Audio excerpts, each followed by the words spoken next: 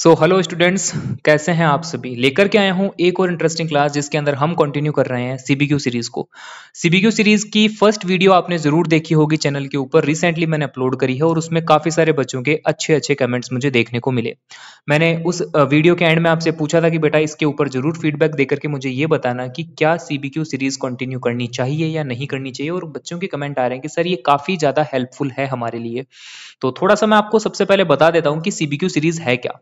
जैसा कि आपको पता है सीबीएसई हर साल कॉम्पिटेंसी बेस्ड क्वेश्चंस की परसेंटेज इंक्रीज करता आ रहा है और इस साल more than 50% of questions CBQ based रहेंगे। तो यही चीज मैंने ध्यान में रखते हुए अभी से आपको प्रैक्टिस क्वेश्चंस देना स्टार्ट किया है।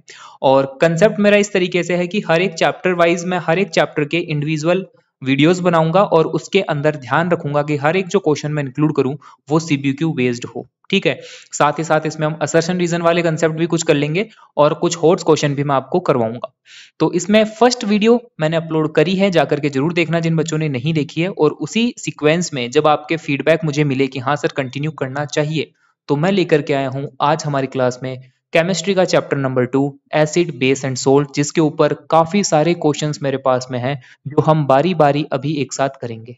हर एक क्वेश्चन को डिटेल में एक्सप्लेन करवाने की जिम्मेदारी मेरी है।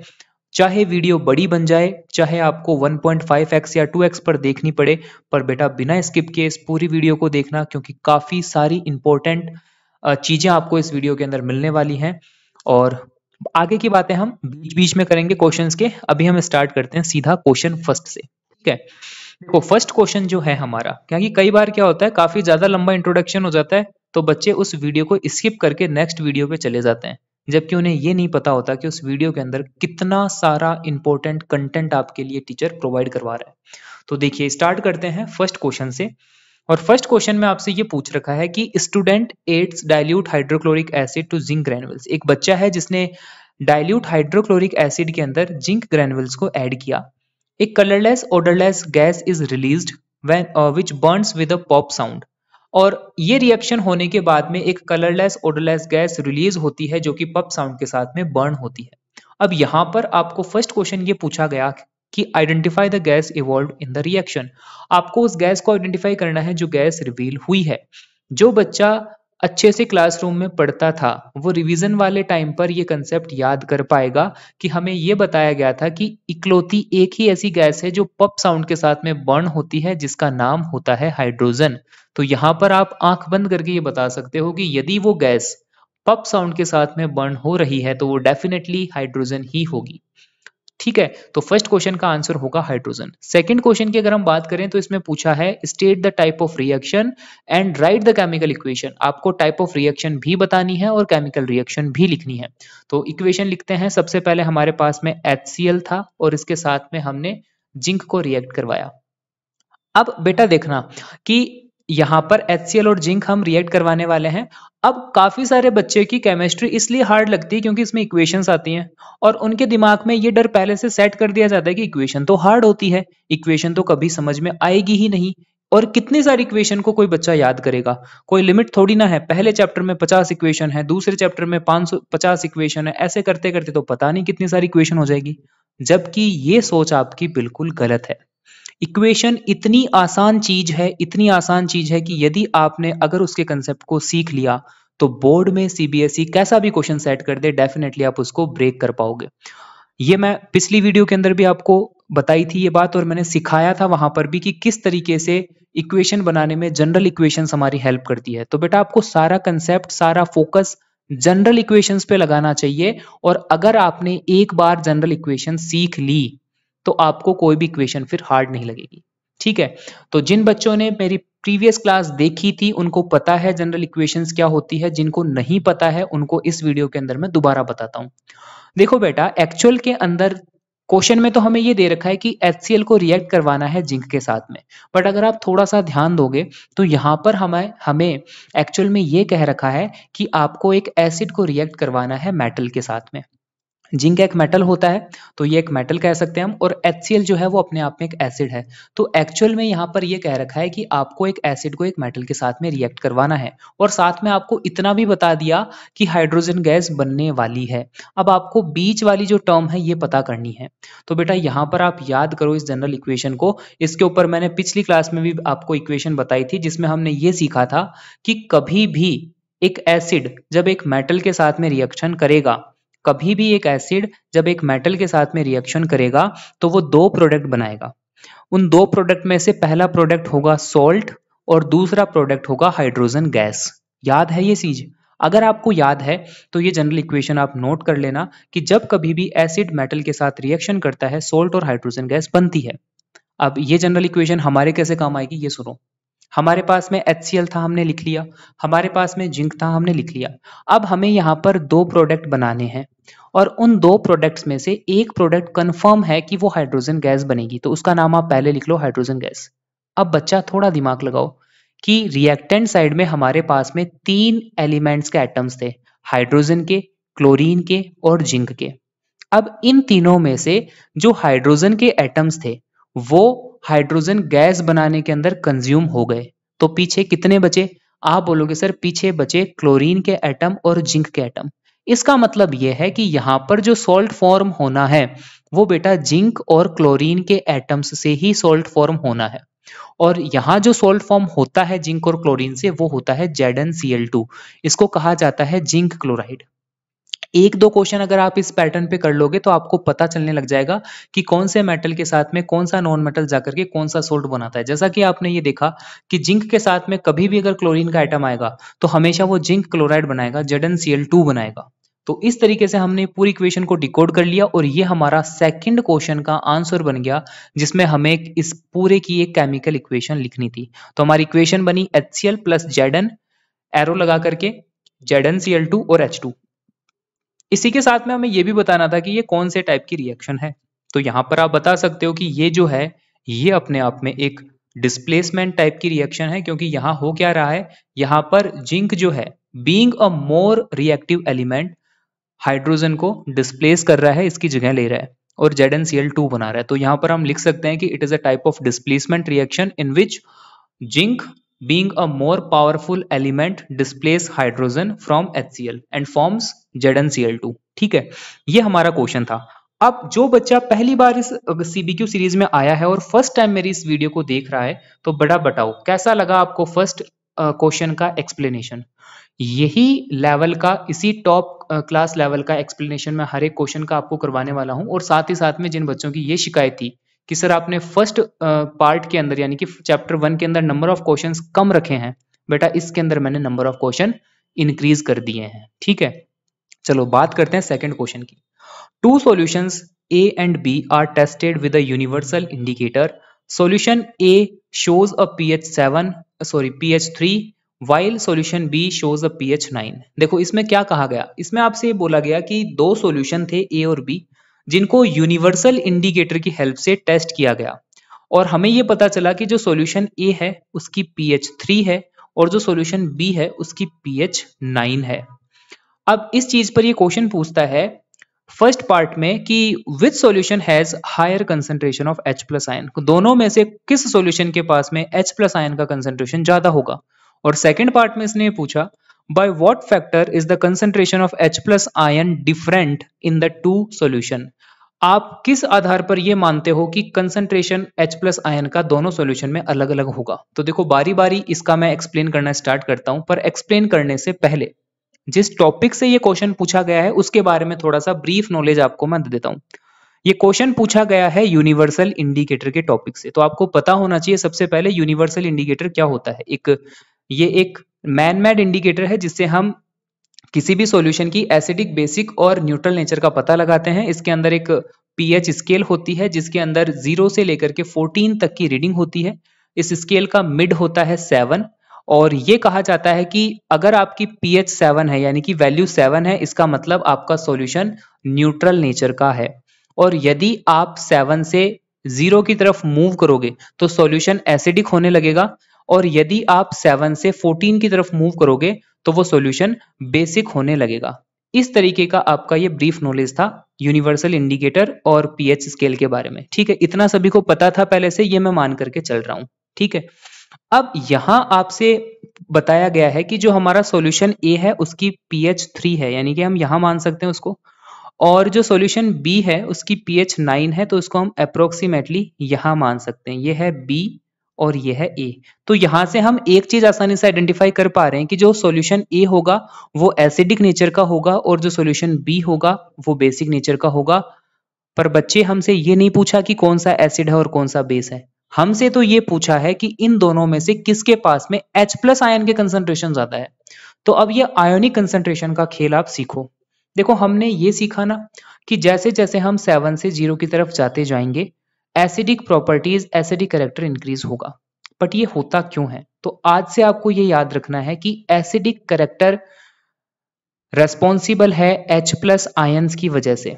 H+ आयंस की वजह से ही सॉल्यूशन में एसिडिक कैरेक्टरिस्टिक आती हैं, जबकि बेसिक कैरेक्टरिस्टिक जो है उसके लिए रेस्पॉन्सिबल माना जाता है OH- आयंस कंसंट्रेशन को। तो ये दो तरीके के आयंस होते हैं, एक को हम बोलते हैं हाइड्रोजन आयन और दूसरे को बोलते हैं हम हाइड्रोक्साइड आयंस।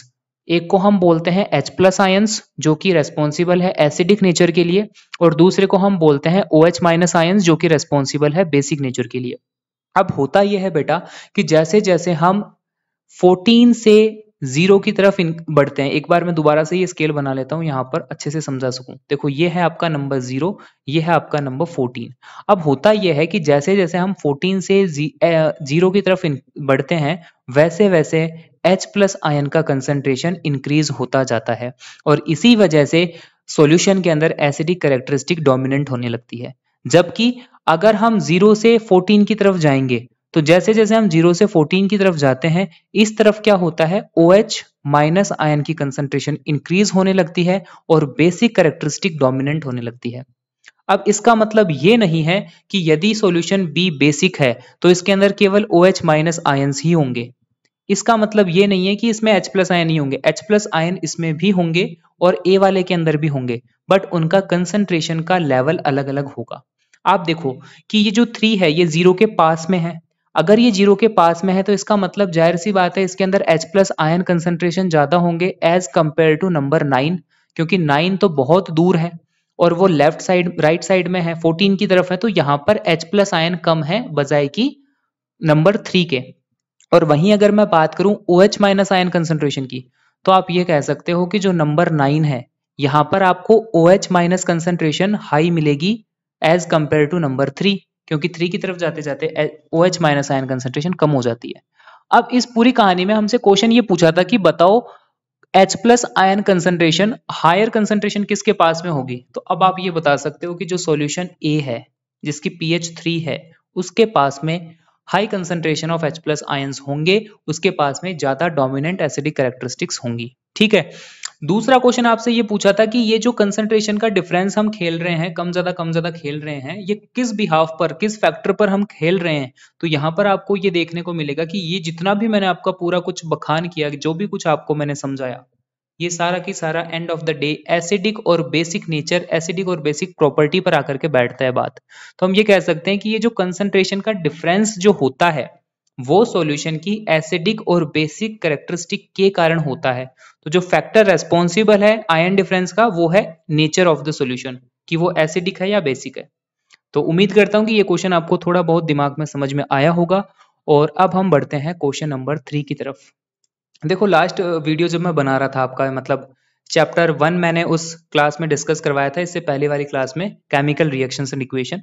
तो उसमें मैंने 10 क्वेश्चंस रखे थे और बच्चों के कमेंट थे कि सर नंबर ऑफ क्वेश्चंस काफी कम है, आप नंबर ऑफ क्वेश्चंस को इंक्रीज करो। अगर आपने बेटा ध्यान दिया होगा ना तो आपने ये नहीं देखा कि हर एक क्वेश्चन में मैंने वहां पर 3-3 पार्ट रखे थे। और 3-3 पार्ट होने का मतलब है कि आप एक क्वेश्चन के अंदर 3 क्वेश्चन कर रहे हो। तो अगर मैंने आपको 10 क्वेश्चन करवाए हैं इसका मतलब मैंने आपको 30 क्वेश्चन करवाए हैं, क्योंकि हर एक क्वेश्चन के 3 पार्ट थे। तो मैंने बेटा आपको 30 क्वेश्चन करवाए थे पिछली वीडियो में। तो जो बच्चा ये बोल रहा था कि नंबर ऑफ क्वेश्चंस कम है, वो कम नहीं होते बेटा, आपने 30 क्वेश्चंस की प्रैक्टिस कर ली थी जबकि आपको पता भी नहीं चला। तो ये टीचिंग स्टाइल है अपना अपना, हर एक अलग टीचर का, उनको उन्हीं के अंदाज में पढ़ाने दिया करो, आप बस केवल कंटेंट के ऊपर फोकस करा करो, ठीक है। और अगर आपको कुछ ना समझ में आए तो कमेंट किया करो। चलिए अब बात करते हैं हम थर्ड क्वेश्चन की। थर्ड क्वेश्चन में आपसे ये पूछा कि when NaOH is added to dilute hydrochloric acid the solution so formed does not able to change the colour of litmus paper. इसमें ये कहा गया कि जब हम NaOH को HCl में मिलाते हैं तो एक सॉल्यूशन बनता है, और जो सॉल्यूशन बनता है वो लिटमस पेपर के कलर को चेंज नहीं कर पाता, वो इतना एबल नहीं रहता कि वो लिटमस पेपर के कलर को चेंज करे। अब इस पूरी कहानी में आपको फर्स्ट क्वेश्चन ये पूछा गया, does the solution have a pH 7, क्या ये जो सॉल्यूशन बना है, ये जो अननोन सॉल्यूशन बना है, क्या इसकी pH 7 है? तो हम कैसे कह सकते हैं बताओ। तो लिटमस पेपर जो है अगर उसका कलर चेंज नहीं हो रहा है, इसका मतलब जाहिर सी बात है कि सॉल्यूशन जो है वो न्यूट्रल है, और यदि सॉल्यूशन न्यूट्रल है तो डेफिनेटली उसकी pH 7 है। तो हम फर्स्ट वाले का आंसर लगा सकते हैं कि यस, जो सॉल्यूशन है उसकी pH 7 के इक्वल होगी, इसीलिए वो कलर को चेंज नहीं कर पा रहा। सेकेंड जो पार्ट है उसमें आपसे पूछा है कि what happens with the NaOH and HCl so that they are lose their acidic and basic property. अब इसमें आपसे पूछा है कि ऐसा भी क्या हो गया कि ये जो सॉल्यूशन है ये लिटमस पेपर के कलर को चेंज नहीं कर पाया, ऐसा क्या हो गया? तो बेटा इसका आंसर थोड़ा सा आप समझो, अगर आपने ध्यान दिया होगा तो यहां पर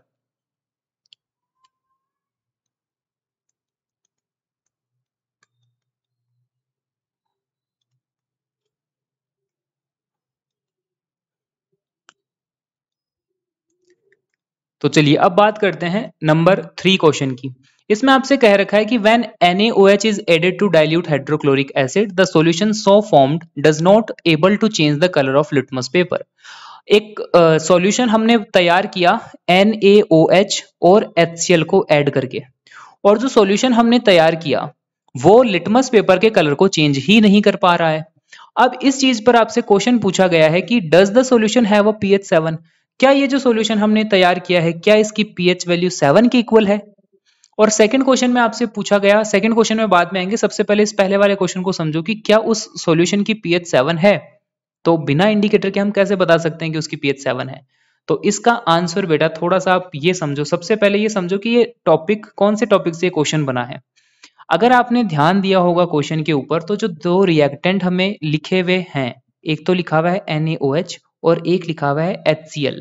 अगर आपने ध्यान दिया होगा तो यहां पर आप देखो ये तो है एक बेस, और जो दूसरे वाला है वो है एक एसिड, और एक्चुअल में इस क्वेश्चन के अंदर हमसे एक बेस को एक एसिड के अंदर ऐड कराने के लिए कहा जा रहा है। याद करो कि जब एसिड बेस के साथ रिएक्ट करेगा तो जनरल इक्वेशन के अकॉर्डिंग क्या बनेगा। फिर वही बात है जो मैंने आपको पहले वाले क्वेश्चन में समझाई थी, अगर आप जनरल इक्वेशंस को पकड़ करके चलोगे तो बेटा ये क्वेश्चन भी आपके सामने कुछ नहीं है, कुछ भी उखाड़ नहीं पाएगा। जस्ट आपको जनरल इक्वेशंस पता होनी चाहिए, ठीक है। तो यहां बेटा याद करो कि जब हमने चैप्टर सेकंड पढ़ा था तो एक टॉपिक चलता था न्यूट्रलाइजेशन रिएक्शन। उस न्यूट्रलाइजेशन रिएक्शन में हम यही पढ़ा करते थे कि जब कभी भी कोई बेस किसी एसिड के साथ में रिएक्शन करेगा तो एक सॉल्ट बनेगा, और सॉल्ट बनने के साथ साथ में वाटर बनेगा, और ये जो सॉल्ट बनेगा और वाटर बनेगा ये बनेगा न्यूट्रलाइजेशन के कारण। इसका मतलब ये होता है कि जो बेस और जो एसिड हम ऐड कर रहे थे वो दोनों मिलकर के एक दूसरे की एसिडिक और बेसिक प्रॉपर्टीज को कैंसल आउट कर देते हैं, और जो प्रोडक्ट बनता है वो न्यूट्रल प्रोडक्ट बनता है। और अगर यहाँ पर एक न्यूट्रल प्रोडक्ट बना है तो बेटा न्यूट्रल प्रोडक्ट की pH वैल्यू 7 ही तो होती है। तो हम यहाँ पर फर्स्ट का आंसर आसानी से लगा सकते हैं यस, कि जो सॉल्यूशन बनेगा उसकी pH 7 होगी। और इसका एक्सप्लेनेशन आप क्या दोगे? इसका एक्सप्लेनेशन आप ये दोगे कि एक्चुअल में इस रिएक्शन के अंदर एक एसिड एक बेस के साथ में रिएक्शन कर रहा है, और जब कभी भी कोई एसिड बेस के साथ में रिएक्ट करता है तो वो दोनों एक दूसरे को न्यूट्रलाइज कर देते हैं और एक न्यूट्रल सॉल्यूशन फॉर्म करते हैं। तो इसकी pH 7 हो सकती है, ठीक है। अब आगे हम पढ़ते हैं कि सेकंड पार्ट में आपसे ये पूछा कि what happens with the NaOH and HCl so that they lose their acidic and basic property. उस बेस यानी कि NaOH और HCl के साथ ऐसा भी क्या हो गया कि उन्होंने अपनी एसिडिक और बेसिक प्रॉपर्टी को लूज कर दिया। तो बेटा यहां पर कंसेप्ट यही है कि ये इन दोनों के साथ में न्यूट्रलाइजेशन रिएक्शन हो गई, और न्यूट्रलाइजेशन रिएक्शन हुई तो क्या बना, एक सॉल्ट बना और सॉल्ट बनने के साथ साथ में वाटर बना, और ये जो दोनों प्रोडक्ट बने ये अपने आप में न्यूट्रल थे। इसीलिए हम कह सकते हैं कि यहाँ पर NaOH और HCl के साथ में न्यूट्रलाइजेशन हो गया, जिस कारण से इन्होंने अपनी एसिडिक और बेसिक प्रॉपर्टीज को लूज कर दिया। चलिए ये समझ में आया पूरा क्वेश्चन। अब एक थोड़ा सा देखो, मैं ये भी बता देता हूँ, जब ये दोनों रिएक्ट करेंगे तो आखिर बनेगा क्या। तो देखो एक चीज तो आपको पता ही है कि वाटर तो बनना ही बनना है, तो सबसे पहले आप लिख लो वाटर को। अब आप ये देखो कि वाटर तो बन ही चुका है, तो कौन सी चीज बाकी रह गई। देखो H के एटम्स जो थे और O के एटम्स जो थे, ये और H के एटम्स तो कंज्यूम हो चुके हैं वाटर बनाने के अंदर। तो पीछे बचे किस चीज के एटम्स हैं, पीछे बचे हैं सोडियम के एटम और क्लोरीन के एटम। और मुझे नहीं लगता कोई ऐसा बच्चा होगा जिसको ये नहीं पता होगा कि सोल्ट, ये आपका जो सोडियम है और क्लोरीन है, इन दोनों को मिलाने से कौन सा सोल्ट बनता है। बेटा NaCl बनता है, सभी जानते होंगे इस चीज को। तो यहां से आपने फिर देखा कि किस तरीके से जनरल इक्वेशन से हमने प्रोडक्ट बनाए हैं। आपको जब ये पता है कि वाटर बनेगा तो सबसे पहले आप H को कैंसिल कर दो, H को कैंसिल कर दो और O को कैंसिल कर दो। ये सारे जो एटम्स थे ये कंज्यूम हो चुके हैं H2O बनाने में। अब जो पीछे एटम्स बचे हैं सोल्ट उन्हीं से बनेगा। और पीछे क्या क्या बचा है, तो पीछे बचा है एक तो सोडियम का एटम और एक क्लोरीन का एटम, और इन दोनों से बनने वाला जो सोल्ट होता है उसको हम कहते हैं सोडियम क्लोराइड, जिसका फॉर्मूला होता है NaCl। तो यहां से हम NaCl लिखेंगे, H2 हमने पहले लिख दिया था, और ये हमने कर ली पूरी रिएक्शन कंप्लीट। क्या आपको यहां कुछ याद करने की जरूरत पड़ी? आपको कुछ भी याद नहीं करने की जरूरत पड़ी, केवल आपको ये पता होना चाहिए था कि इन दोनों की जनरल इक्वेशंस क्या होती हैं। तो बेटा जनरल इक्वेशंस का अपना एक बहुत इंपॉर्टेंट रोल होता है। मुझे नहीं पता कि आपको ये स्कूलिंग में सिखाया गया कि नहीं सिखाया गया, बट जब मैं अपनी स्कूल में पढ़ाता हूँ तो मैं इसी तरीके से पढ़ाता हूँ। सबसे पहले मैं जनरल इक्वेशंस ही बच्चों को याद करवाता हूँ और तब जाकर के उनको एग्जाम्पल्स पे लेकर के जाता हूँ, और फिर वो बच्चा चुटकियों के अंदर हर एक इक्वेशन के प्रोडक्ट खुद से बना करके मुझे दिखाता है, क्योंकि आपके रूट्स जो हैं वो आपकी स्ट्रॉन्ग करवाई है। अगर आपने बिना स्किप किए ये वीडियो यहां तक देखी है तो कुछ बहुत इंटरेस्टिंग अब आपको दिखाने वाला हूं। देखो, जिस जनरल इक्वेशन की बात मैंने पिछली क्लास में बहुत बार की, जिन जनरल इक्वेशंस की बात मैं अब आपके सामने बहुत बार कर रहा हूं, वो जनरल इक्वेशंस याद करने के लिए एक बहुत शानदार चीज मैं आपके सामने लेकर के आ रहा हूं, जो कि है आपकी स्क्रीन पर। ये जो बेटा मैंने लिख रखी है, ये काफी सारी जनरल इक्वेशंस ही लिख रखी हैं। ये आप देख सकते हो। जैसे मैं इसको एक्सप्लेन करूं इस पूरे स्लाइड को, तो देखो, जब एसिड मेटल के साथ रिएक्शन होगा तो क्या बनेगा, जब एसिड मेटल ऑक्साइड के साथ रिएक्शन होगा तो क्या बनेगा, जब एसिड मेटल कार्बोनेट के साथ में रिएक्शन करेगा तो क्या बनेगा। तो यहां पर मैंने एसिड की और बेसिस की जितनी भी पॉसिबल रिएक्शंस हो सकती हैं वो सारी की सारी लिखी है, जो इंपॉर्टेंट टॉप प्रायोरिटी वाली है, एग्जाम में जो पूछी जाती है। तो कितनी है एक बार काउंट करो, ये एक बार काउंट करो कि आपको कितनी जनरल इक्वेशंस याद करने के लिए मैं बोल रहा हूं। ऊपर 4 दे रखी है, नीचे 2 दे रखी है, यानी कि टोटल 6 इक्वेशन होती है। और अगर आपने जस्ट ये 6 इक्वेशन याद कर ली ना बेटा, तो एसिड और बेस चैप्टर की हर एक इक्वेशन आप आराम से डिकोड कर पाओगे, उनके प्रोडक्ट आप बना पाओगे। तो बताओ, क्या केमिस्ट्री हार्ड है? क्या अब भी आप बोलते हो कि केमिस्ट्री हार्ड है? बिल्कुल भी नहीं है बेटा। अब आपको 20-20, 25-25 इक्वेशन याद करने की कोई जरूरत नहीं है, उनको रटने की कोई जरूरत नहीं है। चाहे क्वेश्चन किसी भी रिएक्शन से आ जाए, यदि आपने ये 6 जनरल इक्वेशंस याद कर रखी हैं तो बिल्कुल आप हर एक इक्वेशन को बना पाओगे। ये जो इक्वेशंस है ये मैंने मेरे रिवीजन नोट्स से ली है, इसीलिए मैंने ऊपर हेडिंग लगा रखी है रिवीजन नोट्स हाइलाइट्स। तो इसके बारे में थोड़ा सा बता देता हूँ। मैंने हर एक चैप्टर के रिवीजन नोट्स जो हैं वो तैयार कर रखे हैं। अगर आपने ध्यान दिया हो या देखा हो तो शॉर्ट्स का जो कॉलम आता है चैनल के अंदर, उसके अंदर मैंने कुछ चैप्टर्स के रिवीजन नोट्स अपलोड भी कर रखे हैं शॉर्ट्स वाले कॉलम में। तो उनमें से मैं आपको ये दिखाना चाह रहा था कि रिवीजन नोट्स की क्या लेवल है, ठीक है, किस तरीके के रिवीजन नोट्स हैं मेरे। तो ये जो हैं उन्हीं के कुछ पार्ट्स मैंने यहाँ पर लेकर के आया हूँ। तो अगर आप पूरे रिवीजन नोट्स पूरे डिटेल के अंदर चाहते हो तो बेटा वो है आपके पेड प्रोडक्ट की कैटेगरी के, तो उनके लिए आपको पैसा देना पड़ेगा। पर मैं कहूंगा कि उसकी जरूरत आपको नहीं है, क्योंकि मैं यहाँ पर इस सीरीज में इतना कुछ आपको फ्री में करवा दूंगा कि आपको वो रिवीजन नोट्स लेने की जरूरत भी नहीं पड़ेगी। फिर भी अगर कोई बच्चा उनको परचेज करना चाहता है तो उसको हम और कभी अलग तरीके से सिखाएंगे और बताएंगे कि किस तरीके से आप उनको परचेज कर सकते हो, ठीक है। अभी के लिए हम क्योंकि CBQ सीरीज कर रहे हैं तो बीच में ये सारी बात हम नहीं कर सकते। चलते हैं हमारे पीछे वाले क्वेश्चन के ऊपर लौटते हैं और बात करते हैं अब अगले 4th क्वेश्चन की, ठीक है। देखिए 4th क्वेश्चन को आप रीड करिए, इसमें क्या पूछा है।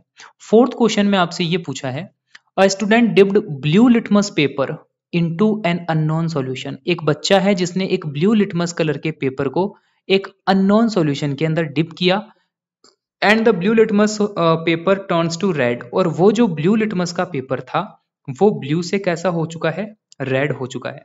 अब इस चीज पर जो क्वेश्चन पूछा गया वो सुनो। फर्स्ट क्वेश्चन आपसे पूछा गया what can be inferred about the solution. इस कहानी से हमें क्या पता चलता है कि वो सॉल्यूशन है वो कैसा नेचर का होगा। यदि उस सॉल्यूशन ने ब्लू लिटमस को रेड बना दिया तो वो कैसा नेचर का होगा। तो बेटा यहां अगर आपने इंडिकेटर्स के कलर कोड्स याद कर रखे हैं तो आपको यहां पर बिल्कुल भी टाइम नहीं लगेगा ये बताने में कि वो जो सॉल्यूशन है वो एक एसिडिक नेचर का सॉल्यूशन होगा, यदि आपने वो याद कर रखे हैं तो। ठीक है, तो बेटा यहां पर मैं अगेन आपसे ये बोलूंगा कि जो इंडिकेटर वाला जो टॉपिक है अपना, उसमें अपने 4 इंडिकेटर्स हैं, पता है आपको। 4 अलग अलग टाइप के इंडिकेटर्स हमारे सिलेबस में हैं।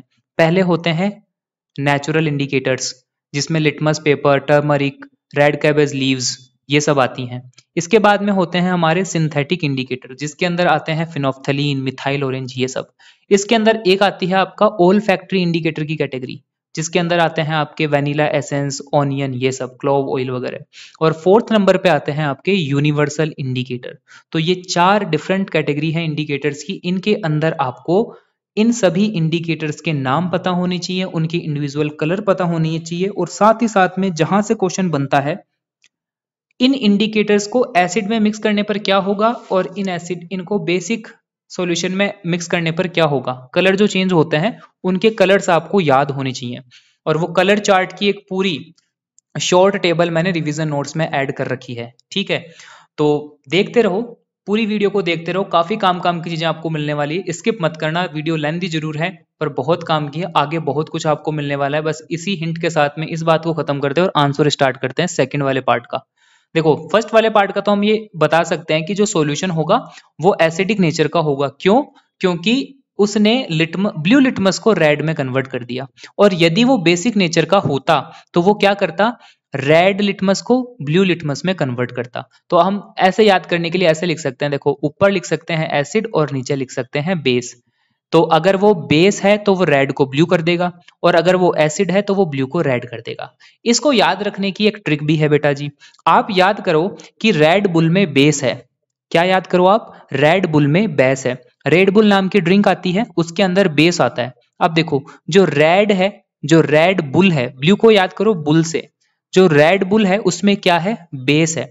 Red bull, red bull, red bull में बेस है। अगर आपने ये चीज याद कर ली कि रेड बुल में क्या है, बेस है, तो बेटा अगर आपको एक तरफ का याद हो गया तो ऊपर वाला तो उसका अपोजिट ही है। अगर आपने ये याद कर लिया कि रेड टू ब्लू बेस है तो ब्लू टू रेड एसिड है। उम्मीद करता हूं कि ये ट्रिक आपको समझ में आई होगी जिस तरीके से मैं समझाना चाह रहा हूं, और आप इसको इस तरीके से याद रख पाओगे। तो बाकी जरूरी नहीं है कि यही ट्रिक याद करो, आप अपनी तरफ से कोई भी निमोनिक बना करके इन ट्रिक्स के थ्रू याद कर सकते हो इन सारे कलर्स को। ये जस्ट मैंने एक सैंपल दिखाया था कि ऐसी ट्रिक्स हैं जिनसे हम इन कलर्स को याद रख सकते हैं। ठीक है, सेकेंड पार्ट में आपसे ये पूछा है कि if red litmus paper is dipped into the same solution will there will be any change. अगर हम इसी सॉल्यूशन को जिसका नेचर एसिडिक है, इसको यदि हम रेड लिटमस डिप करते तो क्या उस रेड लिटमस का कलर चेंज होता? तो यहां पर होगा बेटा नो, उस रेड लिटमस का कलर चेंज नहीं होता, क्योंकि कभी भी एसिडिक सॉल्यूशन रेड लिटमस का कलर चेंज कर ही नहीं सकते, वो केवल ब्लू का कलर चेंज कर सकते हैं। तो सेकंड का आंसर हो जाएगा नो। चलते हैं अगले क्वेश्चन के ऊपर। फिफ्थ क्वेश्चन, इसमें आपसे पूछा है कि on adding a drop of phenolphthalein indicator to a solution it turns to pink. जब फिनोफ्थलीन इंडिकेटर को एक सॉल्यूशन में डिप किया जाता है तो वो फिनोफ्थलीन इंडिकेटर अपना कलर चेंज करके पिंक कलर बना लेता है। अब आपको इस चीज पे क्वेश्चन पूछा है what does this indicate about the nature of the solution. इससे हमें उस सॉल्यूशन के नेचर का क्या पता चलता है? तो अगेन बेटा वही बात है कि यहाँ पर कुल मिलाकर के जितने भी इंडिकेटर टॉपिक पर बेस्ड क्वेश्चन पूछे जाएंगे उसमें आपको कलर्स पता होने चाहिए, तभी आप इस टाइप के क्वेश्चंस को अटेम्प्ट कर पाओगे। तो अब आपने यदि यहां तक बिना स्किप किए वीडियो को देखा है तो एक और इंटरेस्टिंग चीज मैं आपको दिखाने वाला हूं। दिल थाम के सारे जने बैठ जाना, और ये है वो इंटरेस्टिंग चीज यहां पर। देखो यहां मैंने क्या कर रखा है, हमारे सिलेबस में हमारे चैप्टर में जितने भी टाइप के इंडिकेटर्स हैं उनके हर के कलर कोड्स और एसिड में वो क्या करते हैं, बेस में वो क्या करते हैं, वो सारी मैंने एक ही जगह लिख रखी है। देखो अभी मैं बता रहा था ना आपको कि इंडिकेटर्स हमारे 4 टाइप के हैं, नेचुरल, सिंथेटिक, ओल्फैक्टरी और यूनिवर्सल। ये चारों कैटेगरी के इंडिकेटर्स आपके सामने टेबल में दे रखे हैं। ऊपर वाले 4 तो हैं सबसे पहले नेचुरल के, फिर यहां पर डाल रखे हैं सिंथेटिक और यहां डाल रखे हैं ओल्फैक्टरी। यूनिवर्सल इंडिकेटर में कलर्स नहीं होते हैं, उसके अंदर एक कलर कोड और चार्ट पेपर आता है जिसको अपन बोलते हैं पीएच स्केल।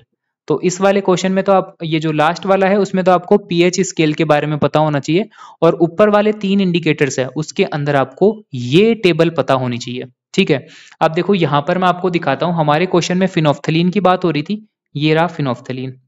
अब फिनोफ्थलीन में देखो, फिनोफ्थलीन जो होता है वो एसिड के अंदर अपना कलर चेंज करता ही नहीं है। यहां पर लिखा हुआ है नो चेंज इन कलर, यानी कि फिनोफ्थलीन का एसिड में कलर चेंज होगा ही नहीं। अगर सॉल्यूशन बेसिक होगा तो ये फिनोफ्थलीन जो है वो अपना कलर चेंज करके कैसा बना लेगा, पिंक बना लेगा। तो हमारा जो क्वेश्चन था उसके अंदर हमसे यही पूछा था कि हमने एक अननोन सॉल्यूशन में फिनोफ्थलीन ऐड किया और वो सॉल्यूशन पिंक कलर का हो गया, तो बताओ उस सॉल्यूशन का नेचर कैसा है। तो हम यहां से बता सकते हैं कि वह जो सॉल्यूशन था वो डेफिनेटली बेसिक नेचर का रहा होगा, इसी कारण से उसने फिनोफ्थलीन को पिंक कलर का बना दिया। समझ में आया? तो कैसे आप कलर चार्ट को याद करके इस टाइप के क्वेश्चंस के आंसर दे सकते हो। अब एक और क्वेश्चन मैं पूछता हूं कि बेटा फिनोफ्थलीन का पहले कलर क्या था, बाद में तो वो पिंक कलर का हो गया, उसका पहले कौन सा कलर था। तो बेटा ये वाला भी आपको कई बार एग्जाम में पूछ लिया जाता है कि इंडिकेटर्स के ओरिजिनल कलर्स क्या होते हैं। तो फिनोफ्थलीन जो है वो एक टाइप का कलरलेस इंडिकेटर होता है। बाकी फिनोफ्थलीन के अलावा जितने भी हमारे इंडिकेटर्स बच गए आप यहाँ देख पाओगे, उनके सभी के नाम हैं, उनके कलर्स हैं। जैसे रेड, जैसे आपको दिखाता हूँ, रेड कैबेज लीव का कलर पर्पल होता है, चाइना रोज का रेड होता है, मिथाइल ऑरेंज जो है वो ऑरेंज होता है खुद। ये उनके ओरिजिनल कलर्स हैं। और इनके सामने अगर आप देखोगे तो उनके चेंजेस लिखे हुए हैं, जब उनको एसिड में ऐड करेंगे तो क्या होगा, बेस में ऐड करेंगे तो क्या होगा। जैसे एग्जाम्पल, मिथाइल ऑरेंज जो है वो खुद होता है ऑरेंज, पर जब इसको एसिड में ऐड करते हैं तो ये बन जाता है रेड, और जब इसको हम बेस में ऐड करते हैं तो ये बन जाता है येलो। तो कुछ इस तरीके से आपको मैं समझाने की कोशिश कर रहा हूं। ये अगेन ये जो स्लाइड आप देख रहे हो इस टाइम पर, इसको आप स्क्रीनशॉट लेकर के सेव कर सकते हो मोबाइल में टेम्पररी। बाकी ये वाला भी पार्ट मैंने रिवीजन नोट्स हाइलाइट्स के अंदर ही जोड़ा है, इसका मतलब रिवीजन नोट्स में ये टॉपिक मैंने लिया है वहीं से। तो रिवीजन नोट्स वैसे काफी काम की चीज है। बाकी चलते हैं नेक्स्ट क्वेश्चन के ऊपर। ठीक है, अब नेक्स्ट क्वेश्चन के अंदर इसी में आपसे ये पूछा था कि write the colour change of this indicator in acidic as well as in basic solution.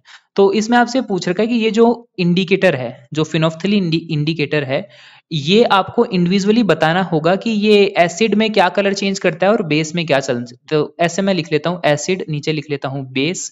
हम जानते हैं कि फिनोफ्थलीन खुद तो है कलरलेस, ये खुद तो है कलरलेस, और जब इसके अंदर इसको जब हम बेस में ऐड करते हैं तो ये हो जाता है पिंक।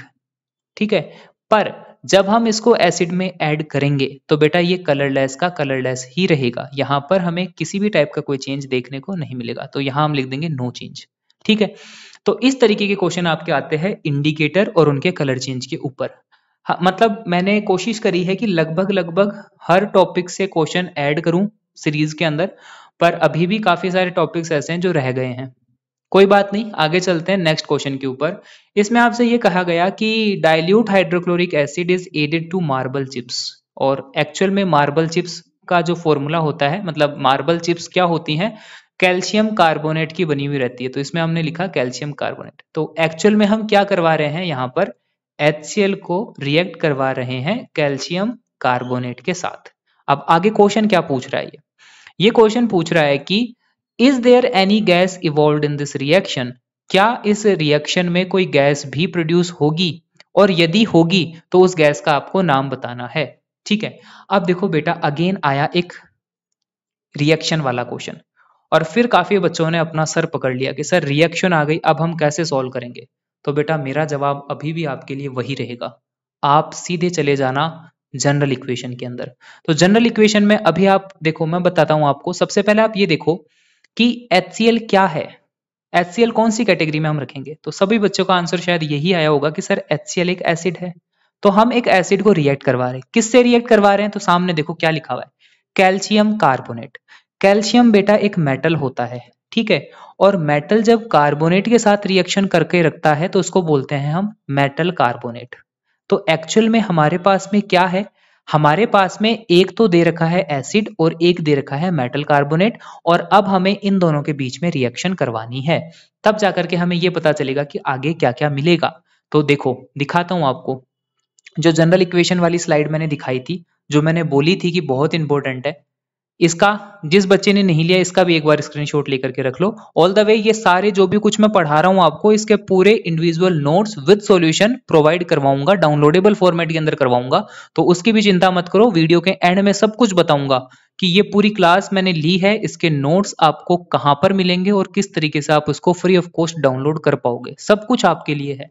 बस ध्यान से सुनो, स्किप मत करना वीडियो को कहीं पर भी, वरना कुछ ना कुछ इंपॉर्टेंट आप गवा दोगे। देखिए यहां पर अगर आप ध्यान दोगे ना थर्ड इक्वेशन पे, तो यहां आपको दिखेगा acid reacts with metal carbonate and formed salt, carbon dioxide and water. जब कोई एसिड मेटल कार्बोनेट के साथ में रिएक्शन करता है तो वो सॉल्ट बनाता है, कार्बन डाइऑक्साइड गैस बनाता है और वाटर बनाता है। बेटा इतना अगर आपको पता चल गया तो सब कुछ पता चल गया। इस जनरल इक्वेशन को सबसे पहले हम पीछे वाली स्लाइड के ऊपर लिख लेते हैं। यहां पर मैं लिख लेता हूं कि जब कोई एसिड किसी मेटल कार्बोनेट के साथ में जाकर के रिएक्शन करता है तो एक सोल्ट बनता है, प्लस लगा दिया, गलती से एरो लगाना है।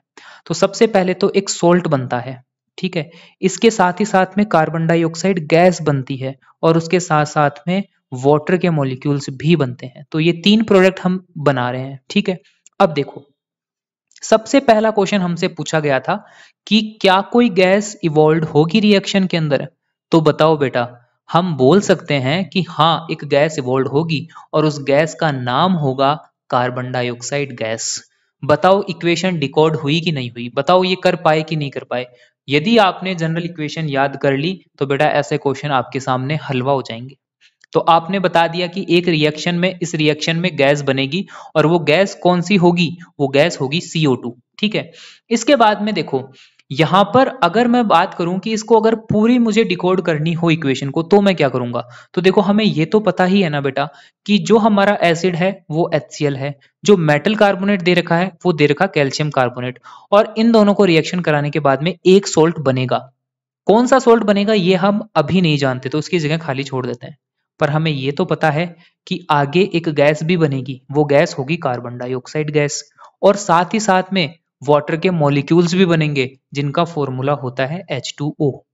अब थोड़ा सा दिमाग लगाओ बेटा और मुझे ये बताओ कि कार्बन डाइऑक्साइड और वाटर के मॉलिक्यूल्स बनाने में हमने कौन कौन से एटम्स को कंज्यूम किया। तो आप बोलोगे सर देखो हाइड्रोजन जो है ये और ऑक्सीजन जो है ये तो कंज्यूम हो जाएंगे वाटर बनाने में, साथ ही साथ ये जो कार्बन है और इस ऑक्सीजन में से दो ऑक्सीजन के एटम, ऑक्सीजन के, ये कंज्यूम हो जाएंगे CO2 बनाने में। इसका मतलब मैं ये कह सकता हूं कि मेरे पास में पीछे केवल दो ही एटम्स बचेंगे, एक एटम बचेगा क्लोरीन का और एक एटम बचेगा कैल्शियम का। अब इसका मतलब ये हुआ कि जो सोल्ट बनना है वो कैल्शियम और क्लोरीन वाले एटम से ही बनेगा। अगर आप थोड़ी सी प्रैक्टिस कर लोगे ना बेटा तो आप आंख बंद करके ये बता दोगे कैल्शियम और क्लोरीन से बनने वाला सोल्ट कैल्शियम क्लोराइड होता है, जिसका फॉर्मूला होता है CaCl2, कैल्शियम क्लोराइड, ये सोल्ट बनेगा। तो देखो क्या आप पूरी इक्वेशन सीख पाए। हमने सबसे पहले ये सीखा कि एसिड मेटल कार्बोनेट के साथ में रिएक्शन करके सोल्ट, कार्बन डाइऑक्साइड और वाटर बनाता है।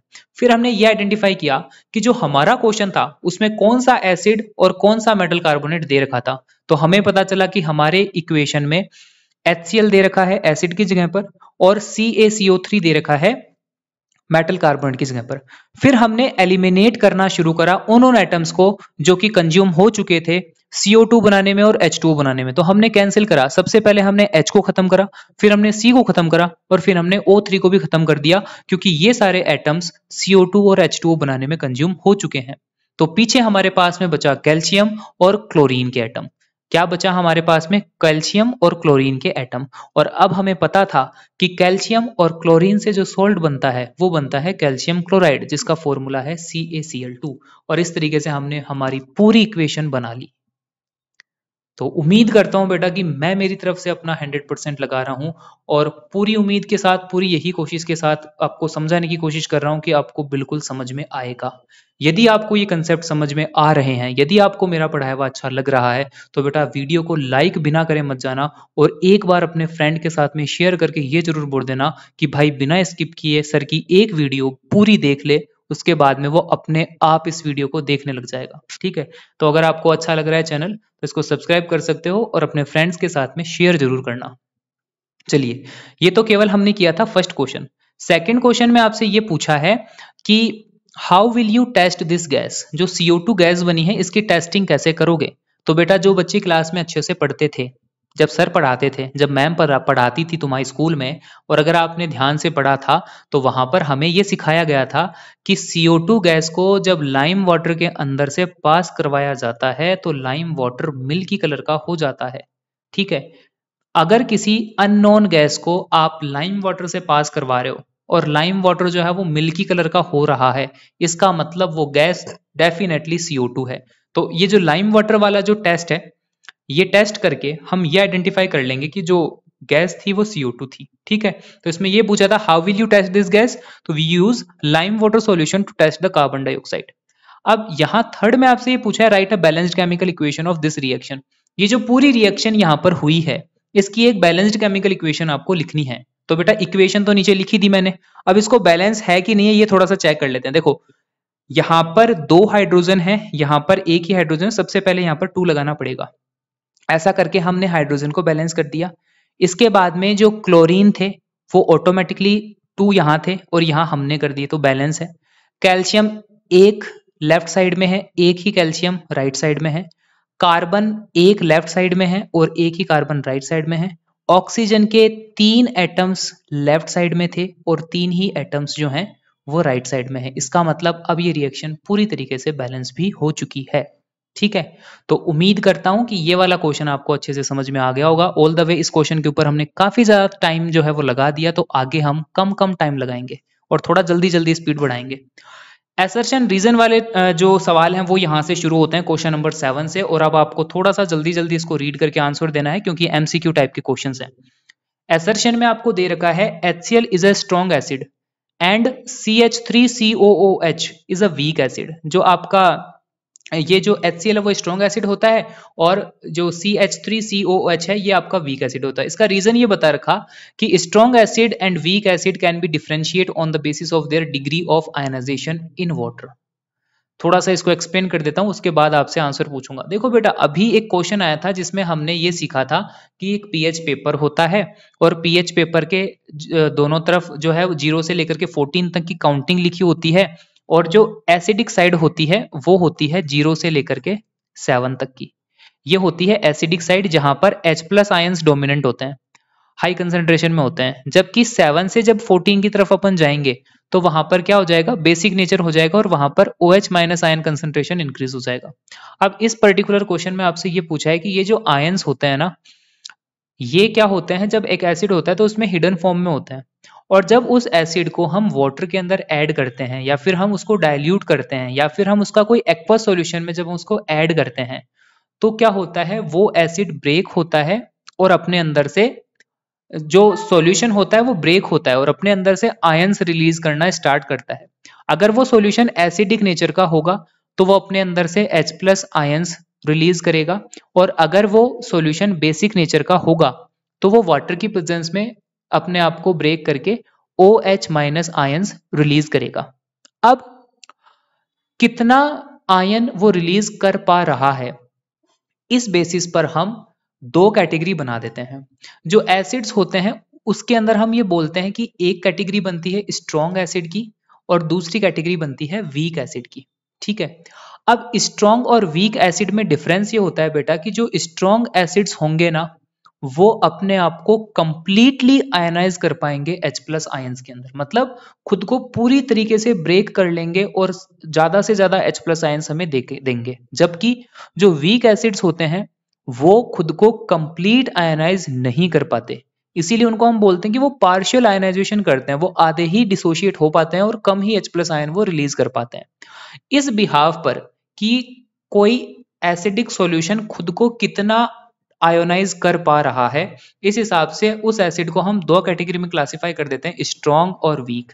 तो उम्मीद कर रहा हूं कि आपको ये स्ट्रॉन्ग और वीक वाला कंसेप्ट समझ में आया होगा कि यदि कोई एसिड खुद को कंप्लीटली आयोनाइज कर पा रहा है तो वो स्ट्रॉन्ग एसिड है, और अगर वो खुद को पार्शियली आयोनाइज कर पा रहा है तो वो वीक एसिड है। और यही कंसेप्ट बेस में भी लगता है। यदि कोई बेस खुद को कंप्लीटली आयोनाइज कर पा रहा है OH माइनस आयंस में, तो उसको हम कंसीडर करते हैं स्ट्रॉन्ग बेस। और यदि कोई बेस पार्शियल आयोनाइजेशन कर पा रहा है, मतलब वो खुद को पूरी तरीके से OH माइनस आयंस के अंदर डिसोशिएट नहीं कर पा रहा है, तो उस बेस को हम कंसीडर करते हैं वीक बेस। अब यहाँ एक्चुअल में आपको यही पूछा जा रहा है। पहले आपको ये बताया गया कि H प्लस आयन जो है, ये जो आपका HCl है वो स्ट्रॉन्ग एसिड है, और ये जो एसिटिक एसिड है वो वीक एसिड है। इसका रीजन आपको ये दे रहा है कि क्योंकि एसिड्स के अंदर जो है आयनाइजेशन, डिग्री ऑफ आयनाइजेशन है, उसके डिफरेंस पर हम ये दोनों बातें कह पा रहे हैं। अब आप मुझे बताओ कि क्या ये असर्शन ठीक है, रीजन ठीक है, और क्या असर्शन रीजन का करेक्ट स्टेटमेंट है। तो सबसे पहले तो ये बात हुई कि असर्शन वाली बात भी ठीक है और रीजन वाली बात भी, दोनों स्टेटमेंट ठीक है कि जो HCl है वो एक स्ट्रॉन्ग एसिड है और एसिटिक एसिड जो होता है वो वीक एसिड होता है। और इसका जो रीजन है वो एक्चुअल में यही रीजन है जो अपन को बताया गया है कि ये जो डिफरेंशिएशन होता है ये डिग्री ऑफ आयनाइजेशन के अकॉर्डिंग होता है। H प्लस आयन क्या करता है, ये जो हाइड्रोजन, ये जो आपका HCl होता है, ये खुद को कंप्लीटली आयोनाइज कर सकता है वाटर की प्रेजेंस में, जबकि CH3COOH जो है वो खुद को कंप्लीट आयनाइजेशन कर नहीं पाता खुद का, मतलब वो फुल्ली डिसोशिएट नहीं हो पाता, वो पार्शियल आयनाइज होता है, इसलिए वो वीक कैटेगरी में रखा जाता है। तो यहां पर हम ये कह सकते हैं कि इस क्वेश्चन में असर्शन भी करेक्ट है और रीजन भी करेक्ट है, और जो रीजन है वो असर्शन का करेक्ट एक्सप्लेनेशन है। तो इसमें हम ऑप्शन ए को मार्क करेंगे। Both A and R are true and R is the correct explanation of A. उम्मीद करता हूं थोड़ा समझ में आया होगा, और अगर नहीं समझ में आया तो इस वाले क्वेश्चन को दोबारा से एक बार रिपीट करके देख लेना, फिर समझ में आ जाएगा। 8th क्वेश्चन पे चलते हैं। इसमें पूछा कि NaOH is a strong base while MgOH is a weak base। ये क्वेश्चन मैंने जान पूछ करके इसके आगे लगाया था। अगर आपको पीछे वाला क्वेश्चन अच्छे से समझ में आया है तो इस वाले क्वेश्चन का मुझे आप खुद से एग्जांपल दोगे, आंसर दोगे, और ये क्वेश्चन मैं छोड़ता हूं आपके लिए होमवर्क में। इसका हर एक बच्चा जो भी वीडियो देख रहा है वो कमेंट करके इसका आंसर देगा, ABCD में से कौन सा इसका आंसर होगा, ठीक है। और अगर आपने करेक्ट आंसर दिया तब मैं ये समझूंगा कि हाँ आपको अच्छे से वीडियो समझ में आई है। 8th क्वेश्चन लगा करके आंसर में, या फिर टाइम स्टैम्प लगा करके आंसर करना है इस क्वेश्चन का, ABCD ऑप्शंस में से कौन सा इसका करेक्ट आंसर होगा। हिंट इतना दे सकता हूं, हिंट इतना है इस क्वेश्चन के लिए कि जैसा पिछले वाला क्वेश्चन है ना, ये बिल्कुल ठीक वैसा की वैसा ही क्वेश्चन है, उसी कंसेप्ट पर है। बस डिफरेंस ये है कि पीछे वाली एसिड के ऊपर है और ये वाला क्वेश्चन आपका बेस के ऊपर पूछा गया है। इससे बाद में आप खुद इसका आंसर करो। क्वेश्चन 9 देखो, असर्शन में लिखा हुआ है कि tooth animal is not affected by weak acids present in normal food. जो हमारे जो माउथ होता है उसके अंदर जो टूथ एनिमल होते हैं वो आपने देखा होगा कि वो टूथ डिके हो जाता है जब हमारी माउथ का pH 5.5 से नीचे चला जाता है। तो इसमें आपको ये बोल रखा है कि एक्चुअल में जो टूथ एनिमल है वो वीक एसिड के कारण अफेक्ट ही नहीं होते हैं। क्या ये बात हो सकती है पॉसिबल? ये बात तो पहले से ही गलत दिख रही है, तो हम इसको यही बोल सकते हैं कि असर्शन तो बिल्कुल गलत लिखा हुआ है। ऐसा होता ही नहीं है कि जो हमारे टूथ एनिमल है वो अफेक्ट ना हो वीक एसिड के कारण। तो पहले वाला असर्शन तो हमने अभी बता दिया कि वो गलत है। रीजन सुन लेते हैं इसका। Tooth animal is made up of calcium phosphate which is highly insoluble in water. ये बात तो ठीक है कि जो टूथ एनिमल होते हैं ना बेटा, वो हमारे कैल्शियम फोस्फेट के बने होते हैं और वो बॉडी का स्ट्रॉन्गेस्ट पार्ट भी होते हैं। मतलब अगर बोन्स की कैटेगरी में हम बात करें तो टीथ को स्ट्रॉन्गेस्ट बोन्स की कैटेगरी में काउंट किया जाता है। हमारी शरीर की सबसे मजबूत हड्डियां जो होती है उनमें बोन्स भी आती हैं, सॉरी आपके टीथ भी आते हैं, क्योंकि वो कैल्शियम फोस्फेट के बने हुए हैं और वो इनसोल्यूबल रहते हैं वाटर के अंदर। तो रीजन ठीक है, पर क्या असर्शन का रीजन ठीक है? तो बिल्कुल बेटा, इन दोनों में तो कोई रिलेशन ही नहीं है। तो हम ये बोल सकते हैं कि असर्शन तो है गलत और रीजन है ठीक। Assertion false and reason true, यानी ऑप्शन जाएगा ऑप्शन डी करेक्ट आंसर होगा इसका।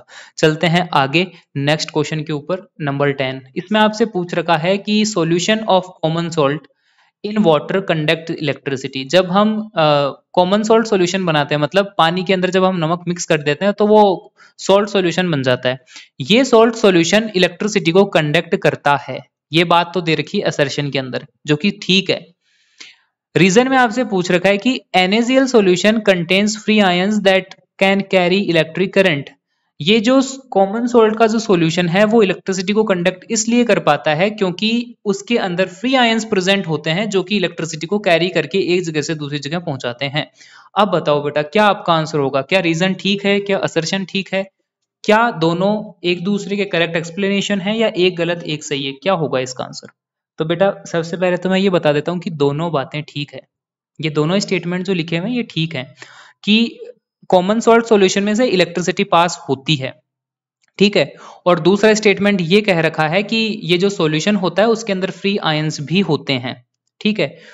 अब आप ये समझो कि किसी भी सॉल्यूशन में से, सॉल्यूशन या लिक्विड कह सकते हैं अभी अपन कंसेप्ट समझने के लिए, कि किसी भी लिक्विड में से इलेक्ट्रिसिटी कंडक्ट कब होगी। कंडक्ट होने का मतलब होता है जैसे मानो कि आपके पास में एक कंटेनर है जिसमें आपने कोई लिक्विड फिल कर रखा है, उसके अंदर आपने 2 वायर डिप करके छोड़े हुए हैं और अब आपको ये पता लगाना है कि क्या इस वायर से इस वायर में करंट चला जाएगा।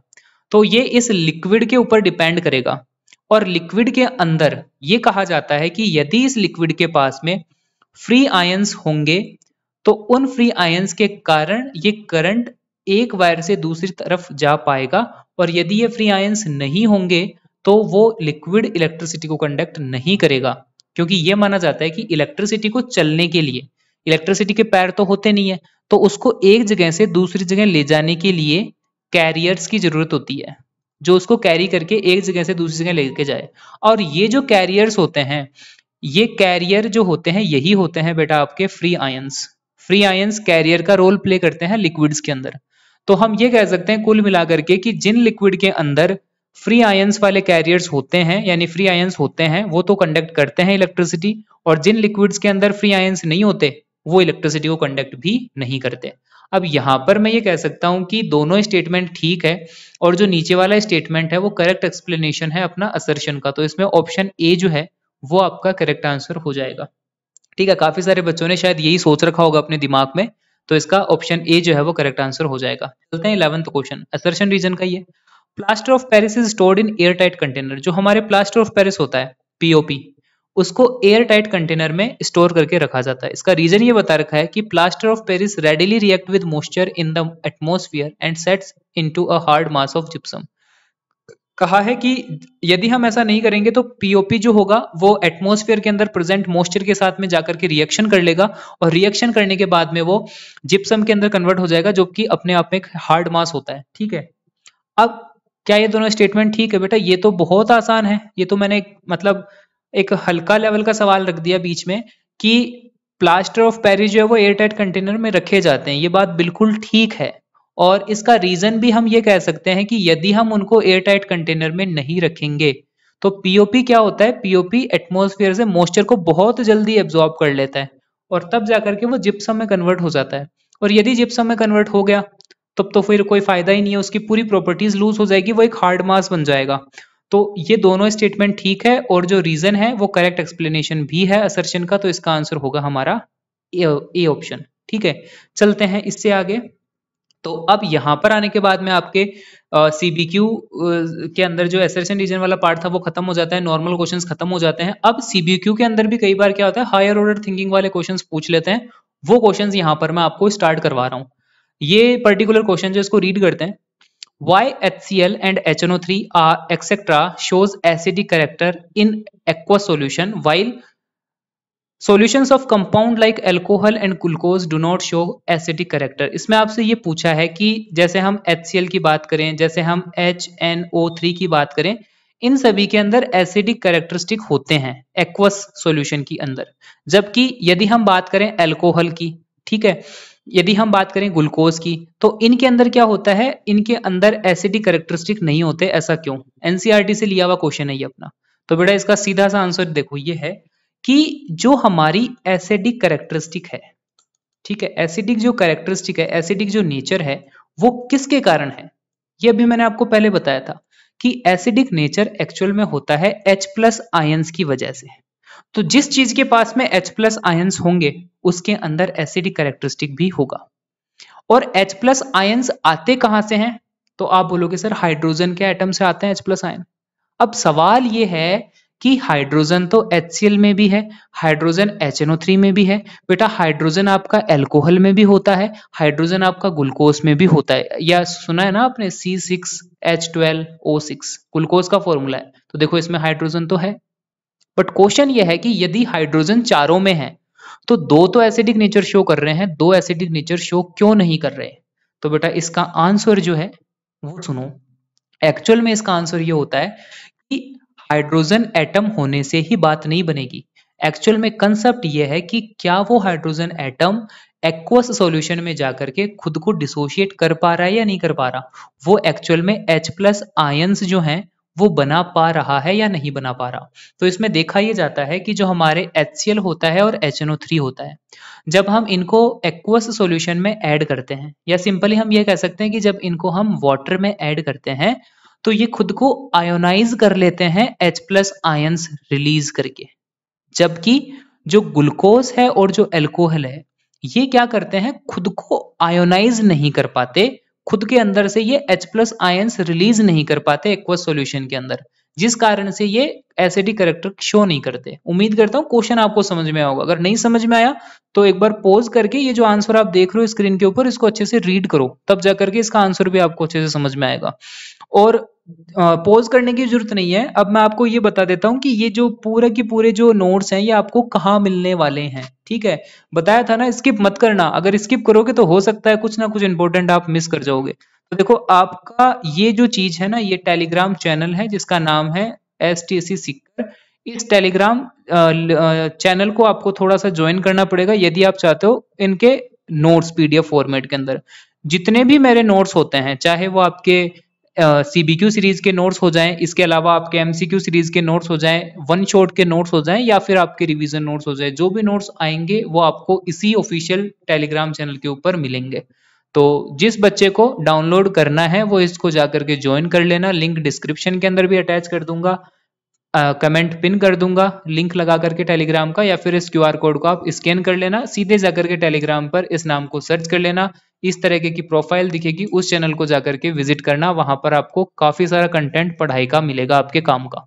ठीक है, 12th क्लास का भी है इसी के अंदर, 10th क्लास का भी थोड़ा सा आपको ढूंढना पड़ेगा, 10th 12th मिक्स में चल रहे हैं, तो यहां से जाकर के आप ये काम कर सकते हो। फिर आते हैं अपने पीछे पीछे पीछे जिस क्वेश्चन पे हम चल रहे थे इस पे।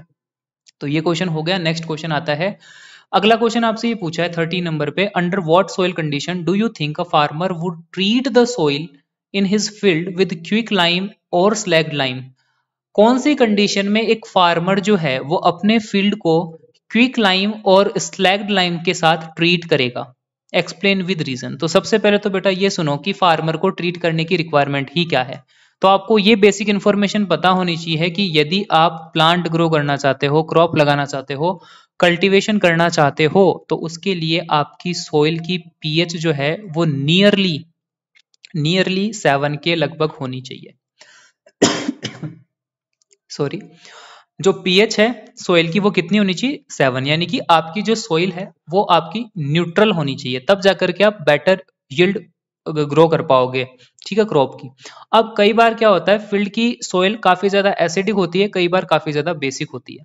तो यदि आपकी फील्ड की सॉइल काफी ज्यादा एसिडिक है, उस कंडीशन में आपको यूज में लेना पड़ेगा क्विक लाइम को और स्लैग्ड लाइम को, क्योंकि क्विक लाइम और स्लैग्ड लाइम अपने आप में बेस होते हैं, और जब आप एसिडिक सॉइल में कोई बेसिक सब्सटेंस को ऐड करोगे तब जाकर के ये बेस उस एक्स्ट्रा एसिडिटी को न्यूट्रलाइज करेगा और मिट्टी को न्यूट्रल बना देगा, तब जाकर के आप प्लांट को अच्छे से ग्रो कर पाओगे। ये जितनी भी बात मैंने अभी बोली है बहुत अच्छे से शब्दों में यहाँ पर मैंने लिखी है, इसको पॉज करके वीडियो रीड करना अच्छे से, और हो सके तो कंटिन्यू देखते हुए डाउनलोड कर लेना नोट्स को। ठीक है, चलिए आगे चलते हैं 14th क्वेश्चन पे। Why does tooth animal get damaged when the pH in the mouth is below 5.5? Write the chemical name of the tooth animal. Chemical name of tooth animal. ठीक है, यहाँ पर आपसे दो सवाल पूछे हैं। पहले सवाल में आपसे ये पूछा है कि टूथ एनिमल डैमेज होता है जब माउथ की पीएच 5.5 से बिलो चली जाती है, ऐसा क्यों होता है? और फिर आपको टूथ एनिमल का साइंटिफिक नेम भी बताना है कि एक्चुअल में टूथ एनिमल है क्या। तो बेटा सबसे पहले तो आपको ये पता होना चाहिए कि एक टॉपिक है हमारे neutralization reaction in everyday life. शायद आपको याद आ रहा होगा, एनसीईआरटी में लास्ट में टॉपिक है जहां चैप्टर खत्म होता है वहां पर, उसमें हमें ये बता रखा है कि काफी सारी चीजों में एवरीडे लाइफ में हम पीएच को यूज में लेते हैं। उसी में से ये क्वेश्चन आपसे रेज किया गया मेरे द्वारा कि जो हमारी माउथ है उसके अंदर अगर हमारे माउथ की पीएच बिलो 5.5 चली जाएगी तो बेटा हमारे क्या होगा, टूथ डीके की शिकायत होगी। दांत जो है वो खराब हो जाएंगे, गम्स के अंदर जो है वो दर्द होने लगेगा, ब्लीडिंग होने लगेगी, इसको बोलते हैं टूथ डीके होना। तो ये टूथ डीके एक्चुअल में क्यों हो रहा है, यही इस क्वेश्चन में पूछा है आपसे। ठीक है, और फिर आपसे टूथ एनिमल का नाम पूछा है। इसके अलावा थोड़ा सा अगर मैं आंसर दिखाने से पहले एक दो इन्फॉर्मेशन और बता दूं तो एक आध चीज जो आपको ध्यान रखनी है, प्रीवियस ईयर क्वेश्चन बनते हैं उनसे और पूछे गए हैं प्रीवियस ईयर में वो। जैसे एक आपको पता होना चाहिए कि टूथ डिके के लिए माउथ की पीएच 5.5 से कम होनी चाहिए, तब जाकर के ही टूथ डिके होगा। ऐसे ही एक आपने नाम सुना होगा एसिड रेन का। तो एसिड रेन, किसी भी रेन को हम एसिड रेन कब कंसीडर करेंगे, जब रेन की पीएच जो है वो बिलो 5.6 हो। कंफ्यूज मत होना, यहाँ 5.6 है, तो अगर रेन वाटर की पीएच 5.6 से कम चली जाती है तो उस रेन को हम एसिड रेन काउंट करते हैं। ये बात भी आपको पता होनी चाहिए। और इसके अलावा एक आपको पता होना चाहिए कि जो हमारा ह्यूमन ब्लड है उस ब्लड की भी एक पीएच होती है और वो पीएच होती है बेटा 7.4। ये भी आपको पता होना चाहिए। इसके अलावा आपको ये भी पता होना चाहिए कि आखिर ह्यूमन बॉडी की पीएच कितनी है, पूरी जो हमारी ह्यूमन बॉडी है उसकी पीएच कितनी है। तो बेटा इसमें थोड़ा सा आप ध्यान रखना कि इसकी कोई फिक्स्ड पीएच नहीं होती, इसकी पीएच रेंज होती है और वो रेंज चलती है 7 से लेकर के 7.8 तक।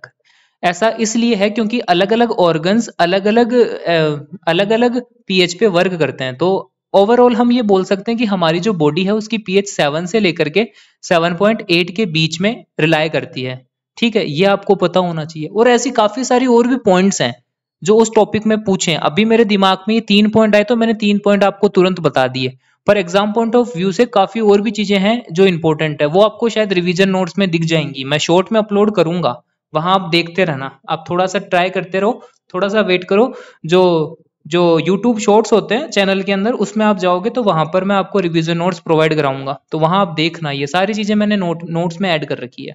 चलिए इसको खत्म करके आंसर पे चलते हैं। एक बार आंसर मैं आपको दिखा देता हूँ। देखो ये इसका पूरा मैंने आंसर लिख रखा है, to the point, very short way के अंदर। और जो हमारे लास्ट में पूछा था ना टूथ एनिमल का नाम, उसका नाम होता है बेटा CA3PO4 का होल ट्वाइस, और इसी का नाम जो है कैल्शियम फोस्फेट होता है। ये नाम मैंने काफी पहले एक क्वेश्चन में आपको बताया था कि जो हमारे टूथ होते हैं वो कैल्शियम फोस्फेट के बने होते हैं। ठीक है, और इसका फॉर्मूला थोड़ा सा ध्यान से याद कर लेना, ये फॉर्मूला होता है टूथ एनिमल का। और अब करते हैं हम क्वेश्चन 15 की बात। इसमें 3 क्वेश्चन आपसे पूछे हैं। सबसे पहला क्वेश्चन पूछा है give reason of the following. इनमें आपको रीजंस बताने हैं इन सभी के। तो पहले में आपसे पूछा है कि common salt becomes most during rainy days. बरसात के दिनों में जो कॉमन सॉल्ट होता है वो मोइस्ट क्यों हो जाता है, पहला क्वेश्चन है। इसका आंसर अभी मैं बताता हुए चलता हूं कि कॉमन सॉल्ट के अंदर काफी सारी इंप्योरिटीज होती हैं और वो इंप्योरिटीज मॉइस्चर को गेन करती है, मॉइस्चर अब्सॉर्ब करती है, और उन इंप्योरिटीज के मॉइस्चर अब्सॉर्ब करने के कारण कॉमन सॉल्ट मोइस्ट हो जाता है। सेकंड क्वेश्चन में आपसे पूछा है कि acids are stored in glass और plastic bottles and not in metal containers. जो एसिड्स होते हैं, जितने भी एसिड्स आप देखोगे लैब के अंदर, वो सारे के सारे या तो ग्लास बोटल्स में होंगे, अगर स्ट्रॉन्ग एसिड है, कंसंट्रेटेड एसिड है, तो वो ग्लास में होंगे, या फिर वो आपके प्लास्टिक बोटल्स में होंगे। कभी भी उनको मेटल कंटेनर्स में स्टोर करके नहीं रखा जाता है। इसका आपको रीजन बताना है। तो इसका सिंपल सा रीजन ये होता है बेटा कि जो हमारे एसिड्स होते हैं वो कोरोसिव नेचर के होते हैं। ये जब आपके डिफरेंस हम पढ़ते हैं एसिड बेस के अंदर, तो उसमें हम एक पॉइंट लिखते हैं कि acids are corrosive in nature जबकि bases are soapy to touch. तो ये एसिड को हम क्या मानते हैं, कोरोसिव नेचर का मानते हैं। यदि हम इनको मेटल कंटेनर्स में रखेंगे तो हो सकता है कि मेटल और एसिड की रिएक्शन होकर के वो रिएक्शन मेटल को कोरोड कर दे, डैमेज कर दे, और तब जाकर के एसिड लीक हो जाए, तो उस सब चीज से बचने के लिए हम क्या करते हैं, इन कोरोसिव एसिड्स को ग्लास और प्लास्टिक बोतल्स में हैंडल करते हैं, क्योंकि ग्लास और प्लास्टिक जो है वो रिएक्टिव ही नहीं होते। कितना भी कोरोसिव एसिड उनमें रख लो वो कभी रिएक्शन करेंगे नहीं इनके साथ, इसलिए। और लास्ट आपसे क्वेश्चन पूछा है कि fresh milk is slightly basic but become sour when left open for a long time. हाँ, इसमें ये पूछा है कि वैसे तो मिल्क जो है उसका नेचर जो है वो स्लाइटली बेसिक साइड होता है, जब उसको हम काफी टाइम तक रख करके छोड़ देंगे तो वो एसिडिक नेचर में कन्वर्ट हो जाता है। आपने देखा होगा उसके अंदर लैक्टिक एसिड फॉर्म हो जाता है और वो सोर टेस्ट का हो जाता है। अब इसमें इसी चीज का रीजन पूछा है कि ऐसा क्यों होता है, तो सिंपली हम इसमें लिख सकते हैं कि मिल्क के अंदर बैक्टीरिया प्रेजेंट होते हैं, लैक्टोबैसिलस बैक्टीरिया बोलते हैं उनको, जो over the time lactobacillus bacterium जो है वो over the time lactic acid form करते हैं, मिल्क को वो फर्मेंट करते हैं समय के साथ। तो अगर आपने मिल्क को लंबे टाइम तक रख के छोड़ा है तो लैक्टोबैसिलस बैक्टीरियम को काफी ज्यादा टाइम मिल जाएगा मिल्क को फर्मेंट करने का, और जब वो मिल्क को फर्मेंट करेंगे तो वो क्या करेंगे, मिल्क को एसिडिक नेचर में कन्वर्ट करेंगे, जिसके कारण उसका टेस्ट जो है वो सोर हो जाएगा और उसकी पीएच जो है वो डाउन चली जाएगी। अब ये सारा जो आंसर है ये मैंने यहाँ पर इंडिविजुअली फर्स्ट का, सेकंड का और थर्ड का यहाँ पर लिख रखा है।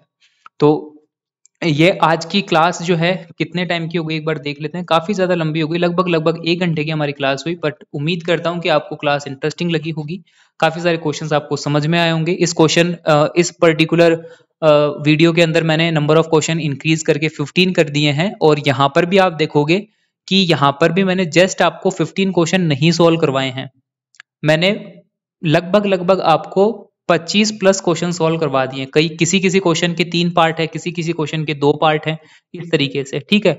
और इसके अलावा काफी सारी एक्स्ट्रा इन्फॉर्मेशन भी मैंने आपको दी है।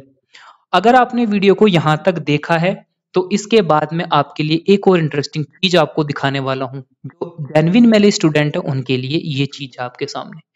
यहाँ इस स्लाइड पर बेटा ऐसे लगा लो 100%। 100% क्यों बोल रहा हूं, क्योंकि 100% आपकी बोर्ड में यहां से एक क्वेश्चन आने वाला है। 100% ये मैं नहीं बोल रहा बेटा, मेरा एक्सपीरियंस बोल रहा है कि लगभग बोर्ड में हर साल सॉल्ट का जो टॉपिक है, जो हमारे चैप्टर के अंदर जो सॉल्ट टॉपिक है, इस सॉल्ट टॉपिक से कॉमन नेम, फॉर्मूला या इनके केमिकल नेम से एक ना एक क्वेश्चन पूछा जाता है। और इस स्लाइड में मैंने क्या कर रखा है, जितने भी सोल्ट थे उनको टेबल बना करके उनके कॉमन नेम लिखे, उनके सामने उनके केमिकल नेम लिखे, और साथ ही साथ में उनके सामने उनके फॉर्मूले भी लिख दिए।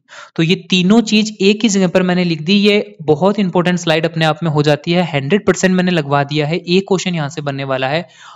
धीरे धीरे इन क्वेश्चंस को बेटा, इस पूरी स्लाइड को आप याद कर लेना, बनाना एक पेपर पे और अपने टेबल के सामने इसको पेस्ट कर लेना, और सुबह सोते जागते इस टेबल को देखना। थोड़े दिनों में ये टेबल आपको याद हो जाएगी और डेफिनेटली यहां से एक क्वेश्चन आपको देखने को मिलेगा। इसी के साथ में कुछ और भी है जो मैं आपको देख करके जाने वाला हूं। जाने से पहले ये एक और चीज मेरे पास थी जो मैं आपको दे करके जा रहा हूं। इसमें मैंने आपको जितने भी हमारे सोल्ट थे उनके ऊपर उनकी फॉर्मेशन प्रोसेस पूछ ली जाती है कई बार, और क्वेश्चन आते हैं उनके यूजेस पे। तो एक तो ये स्लाइड है, इस पे मैं लगा देता हूं नंबर 1। इसके जो नेक्स्ट स्लाइड है नंबर 2, और इसकी जो नेक्स्ट स्लाइड है नंबर 3। ये तीनों स्लाइड के अंदर बेटा हमारी बुक में जितने भी सोल्ट्स थे उनकी फॉर्मेशन, उनकी केमिकल रिएक्शंस, इक्वेशंस और उनके यूजेस दे रखे हैं विद केमिकल नेम और फॉर्मूला। ये तीनों स्लाइड अपने आप में बहुत इंपॉर्टेंट है। मेरे पास में आपके लिए देने के लिए इतना ही था, और ये सारी चीजें भी आपको रिवीजन नोट्स में मिलेंगी, ठीक है। और यहाँ पर जितना हो सका मैंने अपनी तरफ से मेरे पूरे एफर्ट्स लगाए हैं, और उम्मीद करता हूँ कि आप अपनी तरफ से पूरे अपने एफर्ट्स लगाओगे। यदि कंटेंट चैनल का पसंद आया है तो इसको सब्सक्राइब जरूर करोगे, वीडियो को लाइक जरूर करोगे, और अपने फ्रेंड्स के साथ में शेयर जरूर करोगे। मिलता हूं आपको एक और नई वीडियो के अंदर एक और नए कंटेंट के साथ। Till then bye bye, thank you.